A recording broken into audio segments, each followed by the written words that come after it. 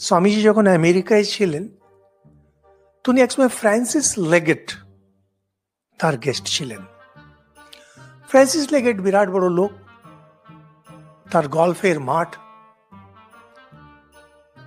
যারা গল্ফ খেলা ওই সিনেমা টিনেমায় দেখে থাকবেন, দেখবেন মাঠ মাঠ, তার মধ্যে সেই বাগানও আছে, আর জঙ্গলও আছে, জলও আছে, তার মধ্যেই সেই ওরা গল্ফ স্টিক দিয়ে খেলতে থাকে। নিয়ম হচ্ছে এটা খুব দামি, মানে সহজে গল্ফ ক্লাবের মেম্বারশিপ পাওয়া যায় না।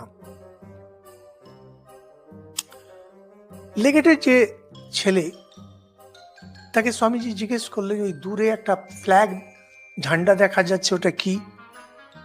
তো সে ব্যাখ্যা করলো উইলিয়ামস, দিয়ে বলছে যারা খুব ভালো গল্ফার তারাও এটা পারে না। তো স্বামীজি